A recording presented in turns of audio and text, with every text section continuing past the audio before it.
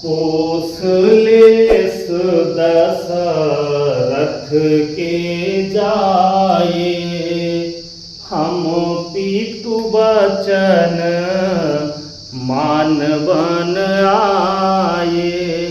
मित्रों नमस्कार, संस्कृताय ज्ञान भारती क्लासेज में आप सभी मित्रों का बहुत बहुत स्वागत है। मित्रों इस समय हम लोग व्याकरण में पढ़ रहे हैं संज्ञा प्रकरण, वर्णमाला भी है उसी में। तो शुरू करते हैं हम लोग आज की अपनी क्लास। और इसके पहले हम लोग पढ़ चुके हैं लघु सिद्धांत कौमुदी का मंगलाचरण। मंगलाचरण के बाद हम लोग पढ़ चुके हैं प्रत्याहार कैसे बनता है, माहेश्वर सूत्र, हलंतम इत्यादि सूत्रों को हम लोग पढ़ चुके हैं। और आज हम लोग पढ़ेंगे अनुनासिक संज्ञा करने वाला सूत्र। प्रश्न पूछते हैं कि अनुनासिक संज्ञा करने वाला सूत्र कौन सा है, तो उसको हम लोग आज पढ़ेंगे। और ये सूत्र है मुख नासिका वचनों नुनासिका। मुख नासिका वचनों नुनासिका, ये सूत्र कैसा है? तो ये सूत्र है अनुनासिक संज्ञा करने वाला। पूछेंगे कि अनुनासिक संज्ञा किस सूत्र से होती है, तो हम लोग जानते हैं मुख नासिका वचनों नुनासिका, ये करता है अनुनासिक संज्ञा। इसको अलग अलग हम लोग कर लेते हैं। मुख नासिका वचन और अनुनासिका।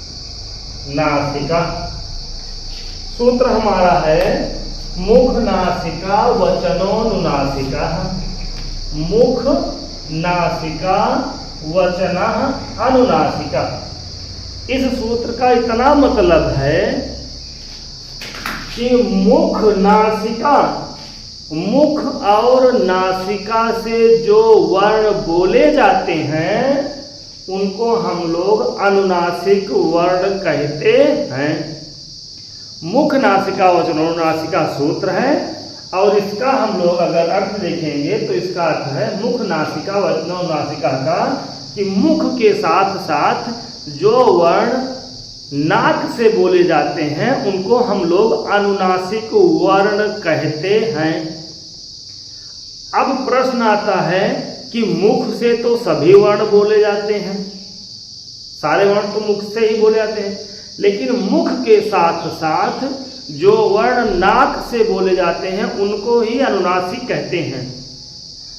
जैसे हम लोग लिखते हैं का ये मुख से तो बोला गया है, लेकिन ये नाक से नहीं बोला गया है, ये केवल और केवल मुख से बोले जाने वाले वर्ण हैं। और उसी जगह पर हम लोग कहेंगे अंगा या, तो ये मुख के साथ साथ नाक से भी तो बोले जा रहे हैं। तो जो वर्ण मुख और नाक नासिका दोनों से बोले जाते हैं उनको हम लोग अनुनासिक वर्ण कहते हैं। अब इसकी हम लोग वृत्ति देख लेते हैं। तो वृत्ति है मुख सहित नासिकयो चारमाणो वर्णो नुनासिक संज्ञा स्यात्। मुख सहित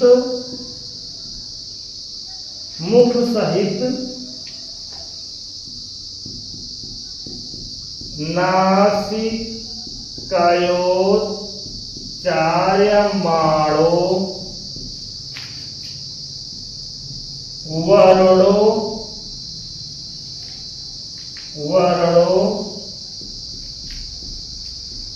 मुख सहित नासिकयो चार्यमाणो वर्णो नुनासिक संज्ञा स्यात्।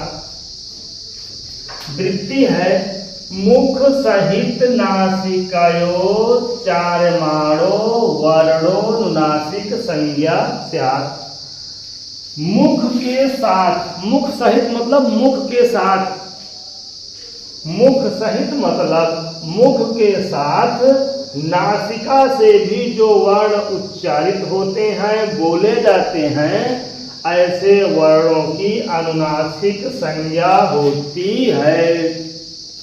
जो वर्ण मुख के साथ साथ नासिका से भी बोले जाते हैं उनको हम लोग अनुनासिक वर्ण कहते हैं।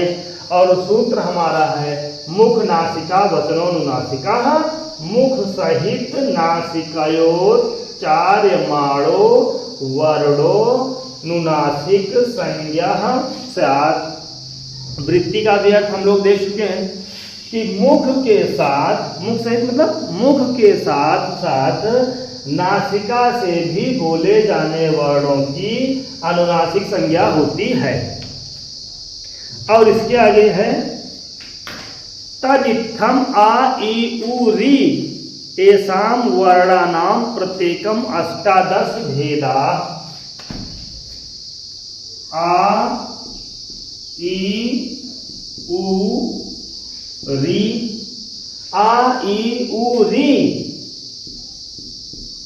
एसाम वर्णानाम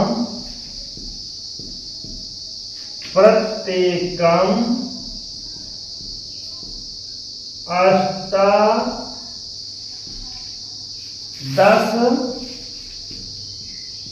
भेदा।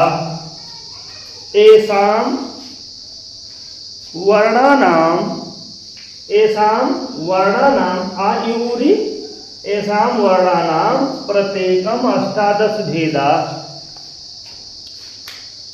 अब हम लोग देख लेते हैं कि अष्टादश भेदा प्रत्येकम और अष्टादश भेदा मतलब भेद। इन एसाम वर्णानाम मतलब इन सभी वर्णों के, इन सभी प्रत्येक वर्णों के अष्टादश मतलब होता है 18, 18 भेदा मतलब भेद होते हैं। और किसके 18 भेद होते हैं? तो सभी वर्णों के नहीं होते हैं कि सभी स्वरों के होते हैं। एसाम वर्णानाम मतलब आ ई उ री, आ ई उ री के 18 भेद होते हैं। जैसे हम लोग पिछली क्लास में पढ़े थे कि ये जो आ है ना, जैसे हम लोग देख लेते हैं हर्ष आ, हर्ष आ के जैसे 3 भेद, कौन सा? उदात्त, अनुदात्त और फिर स्वरित। हर्ष आ हो गया, उदात्त, अनुदात्त, स्वरित, 3 भेद हो गया। फिर उसके बाद दीर्घ आ, दीर्घ आ के भी वही 3 भेद, उदात्त, अनुदात्त, स्वरित, 6 भेद हो गए। और फिर उसके बाद प्लुत आ, प्लुत आ के भी वही 3 भेद होंगे, उदात्त, अनुदात्त और स्वरित। तो हर्ष उदात्त अनुदात्त स्वरित 3 भेद, दीर्घ उदात्त अनुदात्त स्वरित 6 भेद और प्लुत उदात्त अनुदात्त स्वरित हो गए 9 भेद। और एक होंगे अनुनासिक, अनुनासिक में ये रहेंगे, ये 9 ऐसे होंगे अनुनासिक आ और 9 होंगे अनानुनासिक आ जिनमें कोई अनुनासिक नहीं लगा है। तो 9 अनुनासिक और 9 अनुनासिक मिलाकर ये हो गए 18 भेद। तो आ ई उ री एसाम वर्णानाम प्रत्येकम अष्टादश भेदा। इन जो 4 वर्ण हैं आ ई उ री, इन सभी के 18 भेद होते हैं। इसको मिटा दे, फिर आगे हम लोग देखते हैं। आ ई उ री इनके कितने भेद होते हैं? तो इसका उत्तर है कि इनके 18 भेद होते हैं। और फिर अगला है लृ वर्णस्य 12, लृ वर्णस्य, लृ वर्णस्य 12 तस्य दीर्घा भावा, तस्य दीर्घा भावार्थ। अब देखो आ ई उ री इनके 18 भेद हो गए, लेकिन जो ली है ना ये भी तो स्वर है, ये जो ली है ये भी स्वर है, और इसके 18 भेद नहीं होते हैं, इसके होते हैं 12, इसके होते हैं 12 भेद। और तस् उसका उस ली वर्ण का होता है दीर्घ अभावात्, दीर्घ का अभाव होता है, ली दीर्घ नहीं होती है। तो अब हम लोग देख लेते हैं, जैसे ली हर्ष ली है, इसके हो गए उदात्त, अनुदात्त और स्वरित, 3 भेद। और इसका दीर्घ नहीं होता है, इसका दीर्घ नहीं होता है, इसका क्या होता है हर्ष और प्लुत। अब इसके हो गए उदात्त, अनुदात्त और स्वरित। उदात्त, अनुदात्त और स्वरित 3 ये, और ये 3 6 भेद हो गए। और इन 6 में एक अनुनासिक होगा और दूसरा अननुनासिक होगा। तो 6 और 6 12 भेद होते हैं ली वर्ण के। और ली का क्या नहीं होता है, तो ली का दीर्घ नहीं होता है। बहुत आसान है, हम लोग समझते चल रहे हैं एक वर्ण। फिर से देख लीजिए कि ली वर्ण से 12 तस् दीर्घ अभावात्, ली वर्ण के 12 भेद होते हैं। और तस् मतलब उस ली वर्ण का जो दीर्घ होता है ना, दीर्घ का होता है अभाव, दीर्घ नहीं होता है। तो ली का क्या होता है, ली का हर्ष होता है और ली का प्लुत होता है, दीर्घ उसका नहीं होता है। दीर्घ का क्या होता है, उसका होता है अभाव। अब आगे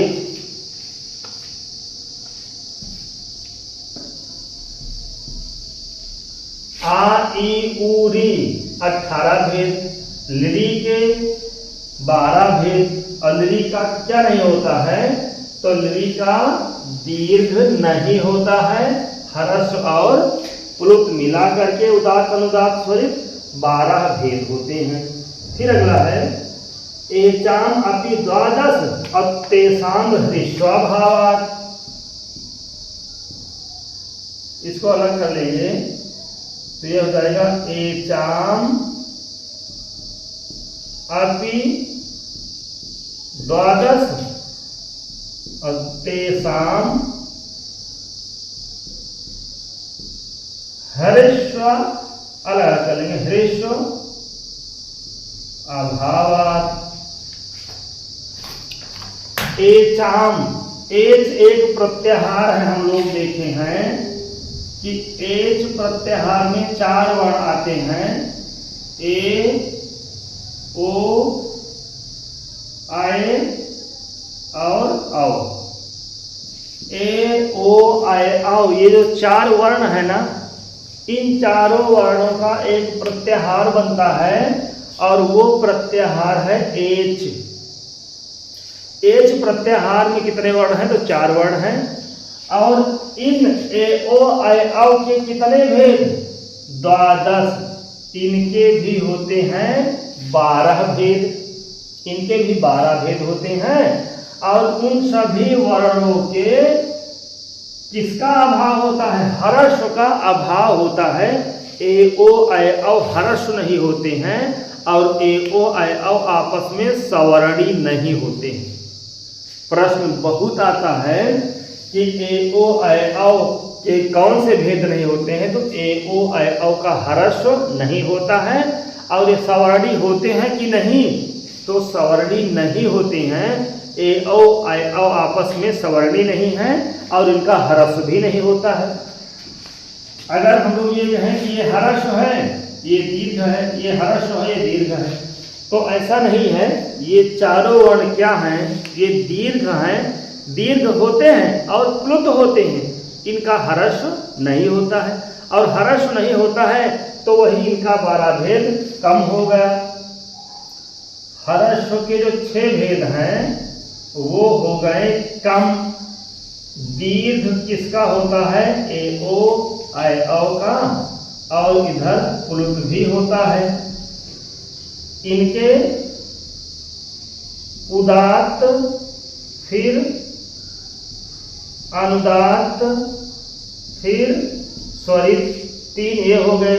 अप्लुत के भी उदात्त,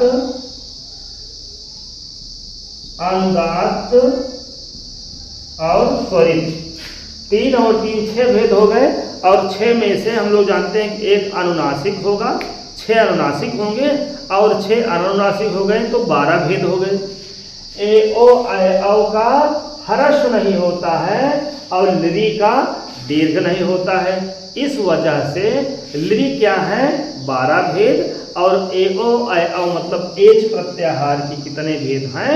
वो भी 12 भेद होते हैं, उसका हर्ष नहीं होता है। अब हम लोग लघु सिद्धांत कौमुदी की जो लाइन है उसको एक बार पढ़ लेते हैं। मुख नासिका वचनोनुनासिका, और उसकी वृत्ति लिखी है, वृत्ति जरूर पढ़िएगा आप लोग। फिर से निवेदन है हमारा आप लोगों से कि वृत्ति से भी बहुत प्रश्न आते हैं। तो मुख सहित नासिकयोच्चार्यमाणो वर्णो नुनासिक संज्ञा स्यात्। मुख के साथ साथ जो वर्ण नासिका से बोले जाते हैं उनको अनुनासिक कहते हैं, और उनकी अनुनासिक संज्ञा होती है। फिर उसके बाद तदित्थम, तो इस प्रकार से है। कैसे? आ ई उ री एसाम वर्णानाम प्रत्येकम 18 भेदा। आ ई उ री इन सभी वर्णों के 18 भेद होते हैं।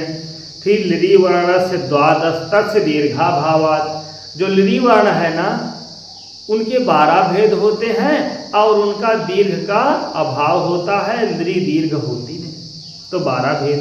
फिर है एचाम अपि 12 तेसाम ह्रस्वाभावात्, जो एच प्रत्याहार हैं, जो जिसमें ए ओ ऐ और 4 वर्ण आते हैं, उनके भी 12 भेद होते हैं, और उनमें किसका अभाव होता है? तो उसमें भी हर्ष का अभाव होता है। अब इसकी लाइन हम लोग जल्दी पढ़ लेते हैं। लिखा है मुख तथा नासिका से उच्चरित वर्ण की संज्ञा अनुनासिक होती है, अनुनासिक संज्ञा होती है। अर्थात जिस वर्ण का उच्चारण मुख एवं नासिका दोनों से होगा वह अनुनासिक कहा जाएगा। तो इस प्रकार आ ई उ री इन वर्णों के 18 प्रभेद होते हैं। लृ वर्ण के 12 प्रभेद होते हैं, क्योंकि लृ का दीर्घ नहीं होता है, हम लोग समझ भी चुके हैं। फिर उसके बाद एच अर्थात ए ओ ऐ औ में से प्रत्येक के 12 भेद होते हैं, क्योंकि एच के हर्ष प्रभेद नहीं होते हैं। फिर व्याख्या, प्रत्येक वर्ण का उच्चारण मुख से होता है। मुख शब्द का अर्थ यहाँ एतत् गत कंठ तालु आदि उच्चारण स्थान है। फिर आइए, कुछ ऐसे भी वर्ण हैं जो कंठ तालु आदि निर्धारित स्थान और नासिका दोनों से उच्चारित होते हैं। उदाहरण के लिए अंगा वर्ण का उच्चारण स्थान कंठ नासिका है। जैसे हम लोग अकु विसर्जनिया नाम में कंठा पढ़ेंगे, और उसके बाद हम लोग जानते हैं कि एमंगलना नाम नासिका चा से नासिका भी होते हैं। इस वर्ण को अनुनासिक कहते हैं। जो वर्ण नासिका से नहीं उच्चारित होते हैं उन्हें अनानुनासिक कहते हैं। एक ये बुक है, इसमें लिखा है, इसकी आद्य प्रसाद मिश्र जी की है, लघु सिद्धांत कौमुदी। इसमें लिखा है, थोड़ा सा मिसप्रिंट है, इसमें अनानुनासिक की जगह अनुनासिक लिखा है। जैसे खा का उच्चारण स्थान कंठ है, इसलिए इसे अनुनासिक कहेंगे। फिर है या मा अंगाड़ा और ना, इन वर्णों की संज्ञा अनुनासिक होती है, क्योंकि ये पांचों मुख तथा नासिका दोनों से बोले जाते हैं। इनके अतिरिक्त जिन वर्णों का उच्चारण मुख एवं नासिका दोनों से होता है उन्हें अनुनासिक कहते हैं। जैसे अभी हम लोग देख भी लिए हैं कि आ, जैसे आ, ई और ऊ, ये अनुनासिक है, ये अनुनासिक है, क्योंकि ये नासिका से बोले जाता है, क्योंकि उसमें चंद्र बिंदु लगे। फिर ये हो गया। तो हम लोग एक सूत्र आज पढ़े हैं, मुख सहित नासिका चारुमाणो इसकी वृत्ति है।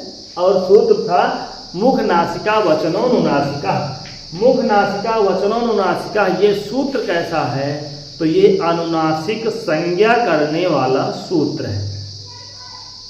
किसकी अनुनासिक संज्ञा करता है? कि जो वर्ण मुख के साथ नाक से भी बोले जाते हैं उनकी अनुनासिक संज्ञा होती है। और उसकी हम लोग एक एक करके वृत्ति भी पढ़ ले चुके हैं। किसके 18 भेद, किसके 12 भेद, किसका ह्रस्व नहीं और किसका दीर्घ नहीं।